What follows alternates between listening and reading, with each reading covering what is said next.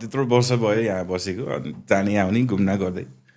बागटुपुरको first blog अब हिजो गरेको कस्तो रहेछ त भक्तपुर दाइ बबाल है तर यो त्यो बुटुवा सुटुवा त्यो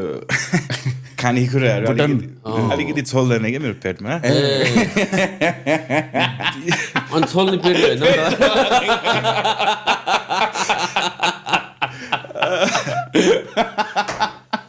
छोइलाहरू भुटन जिब्रो सिब्रो के गाह्रो छ आफूलाई पच्दैन नि त हाम्रो युकेमा चाहिँ सबै प्लास्टिक फ्यान्टास्टिक हो यो रेडिमेड चिकन ब्रेस्टहरू त्यो कलिजोहरू पाङ्राहरू खाँदैन कि त्यही भएर तर इट वाज गुड एकदम त्यो दही पनि खाएको त्यो जो दही जुजु दाइ त्यो त एकदम दामी है 3 वर्ष मिस भइरहेको रहेछ भक्तपुरको आर्किटेक्चर त्यो पनि दामी छ त्यो स्क्वायरहरू पनि बबाल छ है हो मलाई लगभग 3टा म्युजियम गयो त्यो मन्दिर